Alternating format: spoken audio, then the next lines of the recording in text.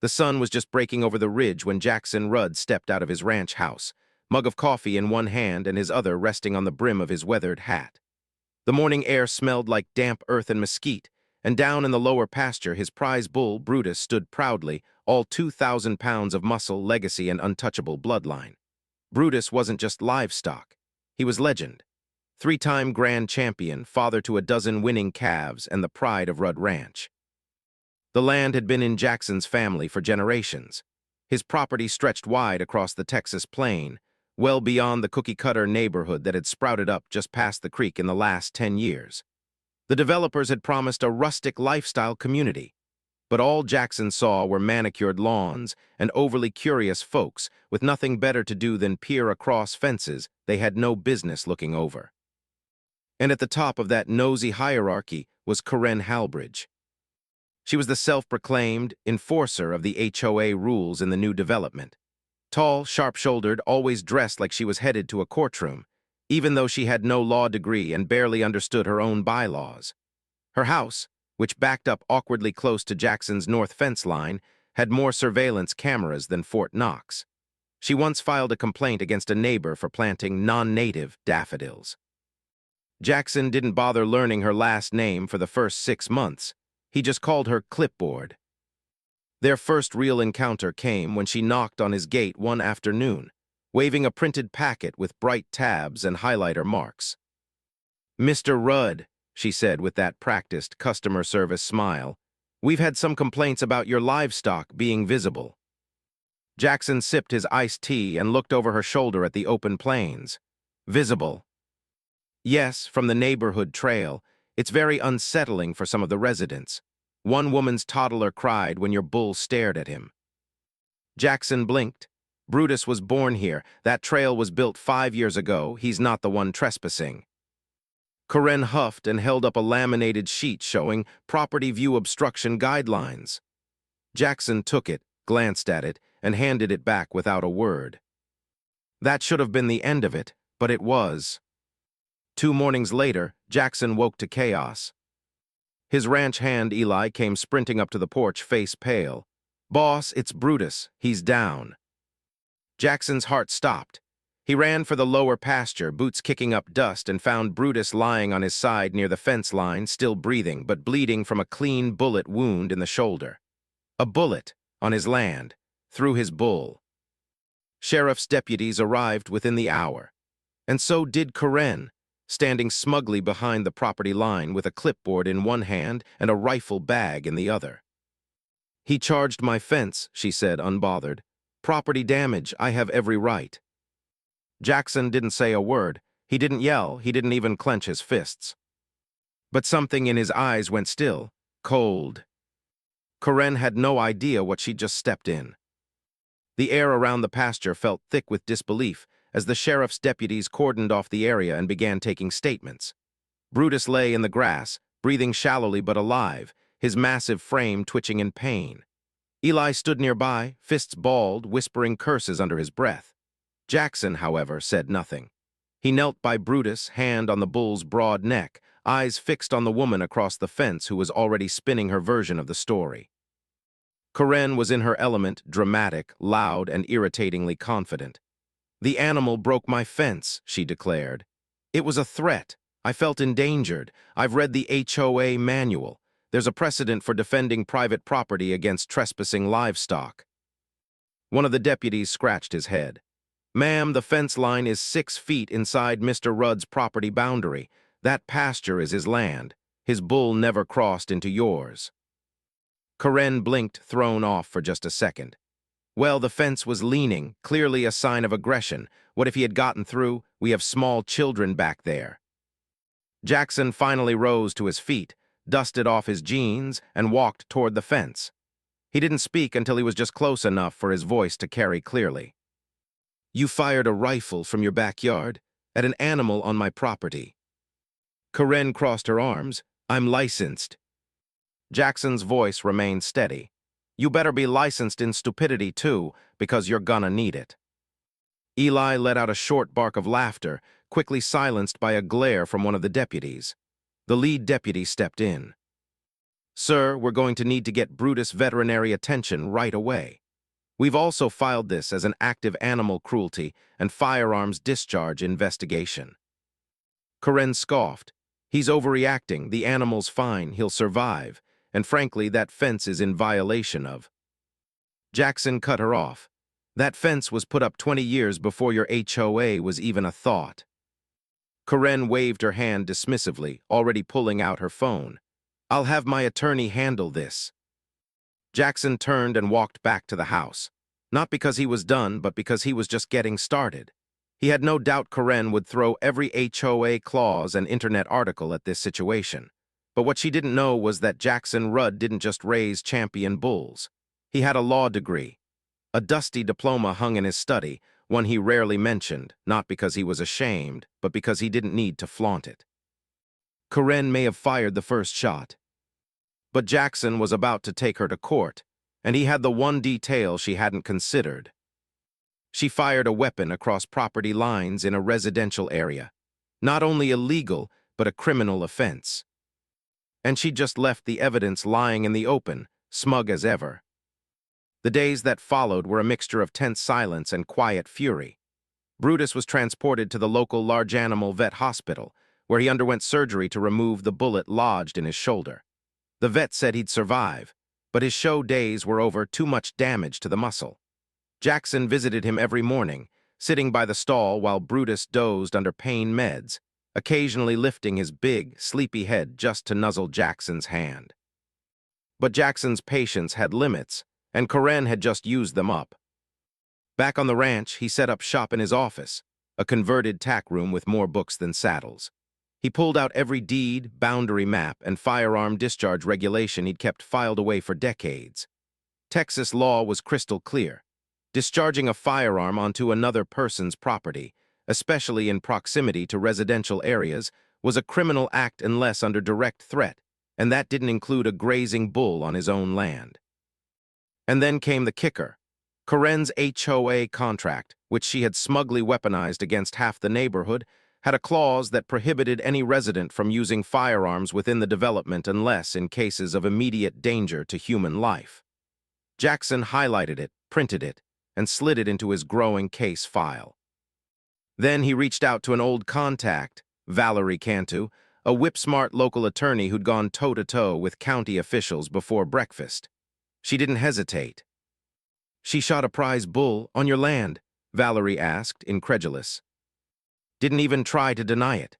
Claimed self-defense," Jackson said, flipping through the stack of HOA newsletters Karen had mailed him over the years. "Only threat Brutus ever posed was to blades of grass." Valerie laughed low and cold. "This is going to be fun." While she got to work drafting the lawsuit, Jackson took a quieter route, the kind that Karen never saw coming. He called up the local 4-H and livestock associations and let them know about Brutus. The story spread like wildfire. Champion bull shot by HOA president, now sidelined by injury. The community was outraged. One parent, whose kid had dreamed of showing one of Brutus's calves at the county fair, offered to start a petition. Another brought over homemade lasagna and offered to help mend the fence. Folks rallied, not because Jackson asked, but because everyone, deep down, had a Karen in their life they wished they could hold accountable. Meanwhile, Karen had gone strangely quiet. No more HOA notices. No passive-aggressive emails about lawn clippings or mailbox decor, just silence. Until Friday afternoon, when she posted a neighborhood-wide announcement claiming she was being targeted by a campaign of harassment and would be pursuing legal action against the aggressors. Jackson chuckled when he read it. Typical move. Shift the blame, pretend to be the victim, but it wouldn't save her this time. Because Karen didn't know that when she pulled that trigger, she wasn't just shooting a bull. She was shooting her credibility. And now Jackson had the law, the community, and a very determined attorney on his side. By the time Valerie filed the official civil suit, Karen's name was already dragging mud across every front porch in Pine Ridge Hills. The town was small enough that nothing stayed quiet for long, and a story about an HOA president shooting a prize bull was wildfire in a dry season. The claim was sharp and merciless. unlawful discharge of a firearm, animal cruelty, destruction of private property, and economic damages, all supported by land surveys, veterinary bills, and multiple eyewitness statements. Valerie even included Jackson's loss in potential breeding contracts and show earnings, estimated in the tens of thousands. Karen was served on a windy Tuesday morning. The process server said she tried to slam the door in his face. Didn't work. Papers hit the floor before the hinges could finish creaking. That same afternoon, she came storming across the fence line, cell phone clutched like a grenade. "You're going to regret this," she hissed, heels sinking into Jackson's pasture mud. "I have HOA immunity. You're making this personal." Jackson was leaning on the fence, calm as ever. "You made it personal when you pulled the trigger." Karen's face flushed purple. "Your bull was dangerous. It was threatening my property." "My property?" Jackson interrupted, voice calm but cold. "Your fence was installed 6 feet inside my boundary, which you knew, because you got the original plat map when you moved in. You want to keep talking about HOA rules? How about we talk about how you violated your own firearm policy and shot onto private land?" Karen faltered, stepping back, mouth opening, closing, then opening again like a fish out of water. I was protecting my rights." Jackson stepped forward. "You're about to learn the difference between a right and a reckless decision." She stormed off without another word, retreating to her fortress of cameras and curtain corners. Meanwhile, Valerie filed for a restraining order, not out of necessity, but as a strategic move. It put Karen in a legal chokehold, limiting her ability to harass, trespass, or interfere with any proceedings. She now had to get permission just to step foot near the pasture fence again. And then came the media. Local news picked up the lawsuit, not just because it involved property drama, but because Brutus had a reputation in the livestock world. He wasn't just a bull. He was the pride of half a dozen breeders across the state. The headline: "Champion Bull Shot by HOA President Sparks Lawsuit and Outrage." Karen, of course, tried to spin it. She posted online about being threatened by an unstable farmer, claiming the lawsuit was an attack on her position as a community leader. But nobody was buying it. Not after the sheriff's report, not after the veterinary photos, and especially not after Brutus's slow, painful return to the pasture, limping but alive. Eli stood by the barn, watching him graze. "Damn shame," he muttered. Jackson nodded. "She thinks she's untouchable. Time she learned the law applies to HOA royalty too." The real turning point wasn't legal, though. It came when Jackson received a letter, handwritten, sealed with a gold foil crest, from the Texas Livestock Breeders Association. They were backing him, publicly, with funding, legal observers, and a very public statement condemning Karen's actions. Karen might have thought she was just shooting at a bull. But now, she'd put herself in the crosshairs of a whole industry. While Karen hunkered down behind her ring of HOA policies and shuttered windows, Jackson was quietly setting up the finishing touch to a plan that would do more than win in court. It would leave a mark she'd never forget. Valerie had filed for damages and the court date was set. But Jackson wasn't content with just legal consequences. He wanted her to feel it, the same way he'd felt watching Brutus bleed into the soil his grandfather had worked. So he called in a favor from a local documentary filmmaker who had once done a piece on heritage livestock in Texas. She owed Jackson a debt for letting her film on his land. Now he was cashing it in. "Think you could come out here," he said over the phone, "and tell a story?" "A bull gets shot by an HOA president. That's more drama than most cable series. I'm on my way," she replied. The next week, her team rolled up to the ranch and began filming the pastures, Brutus's recovery, Jackson walking the fence line where it all happened. The footage was sharp, clean, and dripping with quiet emotion. They even got shots of the sheriff's report, photos of the wound, and interviews with neighbors who'd had their own run-ins with Karen. Then Jackson made one final move. He organized a local ranchers' fundraiser, officially to support Brutus's recovery and veterinary costs, but unofficially it became a community roast of Karen's reign of HOA terror. Folks showed up in droves. There were booths, music, brisket smoking from 3 different pits. Someone made T-shirts with Brutus's face and the phrase, Don't bull me, I know the law. The centerpiece of the event was Brutus himself, standing proudly, still limping but healthy, beside a handmade banner that read, "Champion, Survivor, Legend." Kids fed him carrots. Ranchers posed for pictures with him like he was a movie star. He stood there calm and proud, wearing a giant blue ribbon and a look of patient defiance. Karen, from her backyard just over the fence, could hear the music, the laughter, and the unmistakable sound of a community siding against her. She peeked out once, just long enough to see her name flash across a poster labeled Donor Exclusion List. People not invited. The final blow came online. The documentary teaser dropped 3 days after the event. It was titled, Brutus, the Bull, the Bullet, and the Battle for Justice. The 3-minute trailer spread like wildfire. News stations picked it up.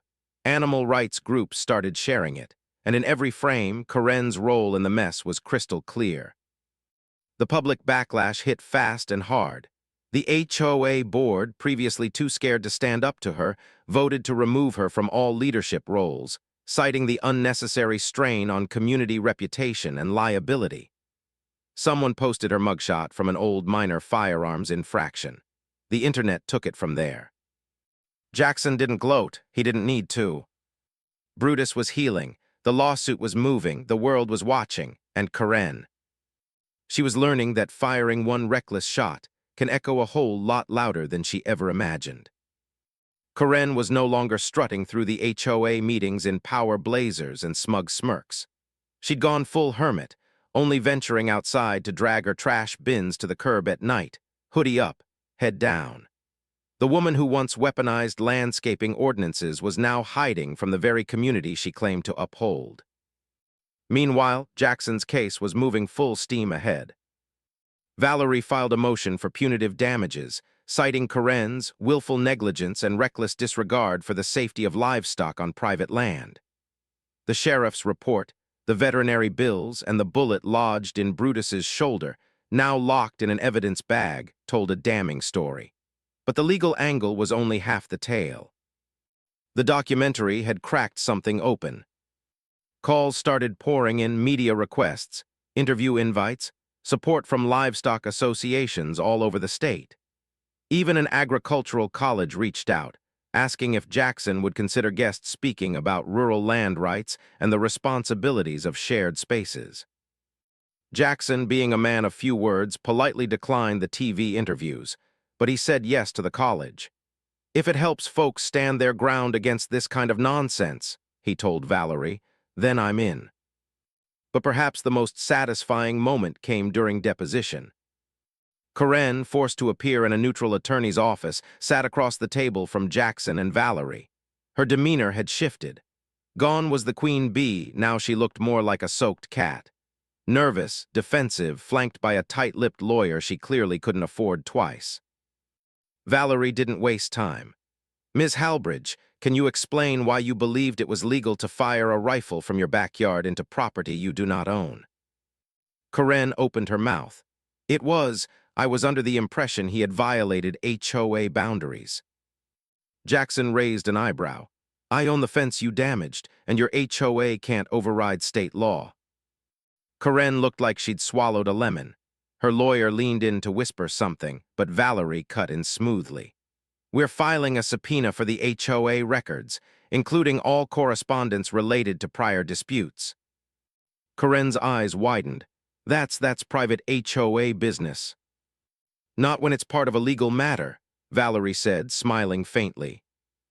That night, word spread again. Someone leaked that Karen had resigned from the HOA entirely for personal reasons. But the community knew. The lawsuit wasn't just about Brutus, it was about accountability. And for the first time, Karen couldn't just slap on a fine or draft a strongly worded letter and call it justice. Jackson didn't celebrate. He spent his evening at the barn, rubbing Brutus's neck while the bull snorted softly, swishing his tail. "Not long now, buddy," Jackson murmured. "She's gonna feel every ounce of what she did, and we're not even to court yet."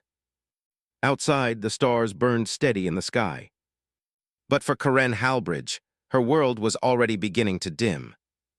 The courthouse was full the morning of the hearing, locals, press, even a few out-of-town ranchers who'd driven in just to see the showdown.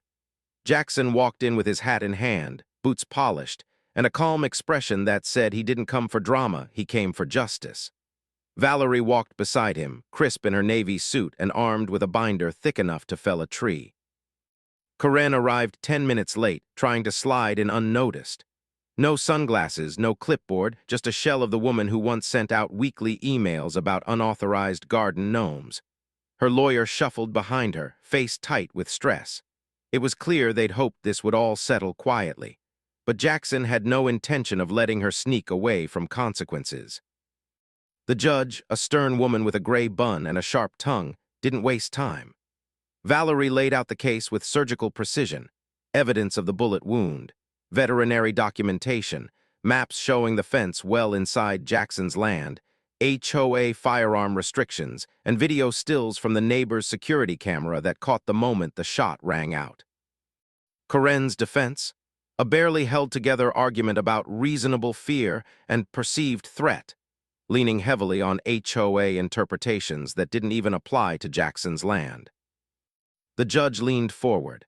So, to be clear, you fired a rifle from your yard into a pasture you do not own, hitting a domesticated animal that was standing near a fence that isn't yours, because you were scared it might break through.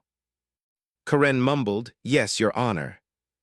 "Ma'am," the judge said dryly, "that's not fear. That's negligence wrapped in arrogance." A few muffled chuckles rolled through the gallery. When Valerie presented Jackson's loss estimates, the prize contracts, the medical bills, and the value of Brutus's future breeding, the courtroom got real quiet. The number was staggering. And then came the nail in the coffin, the HOA's own policy, which Karen had used to justify her actions, clearly forbade the very thing she had done. Jackson didn't smile. He just looked at her steady, calm, and unflinching. By the time the judge ruled, Karen was visibly shaking. The court found her liable for the damages, all of them. The fine was steep, the settlement larger than she could have imagined. But the real blow wasn't the money. It was the public record. Karen Halbridge, former HOA president, self-declared property guardian, had just been found guilty of unlawful firearm discharge, destruction of private property, and reckless endangerment of livestock. The judgment would follow her, in job interviews, in housing applications, and especially in her once precious HOA circles. As Jackson and Valerie stepped out of the courthouse, the crowd outside erupted into applause. Someone handed Jackson a small bouquet of sunflowers. Another gave him a Brutus keychain. He nodded in thanks but didn't stop for speeches.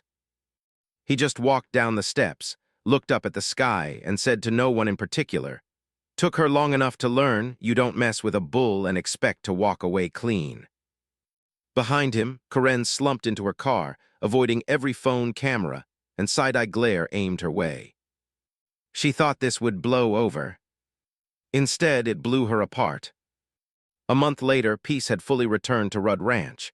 The fields were green again, the fences repaired, and Brutus, now affectionately known as the Comeback King, was back in his pasture, limping slightly but with that same proud fire in his eyes.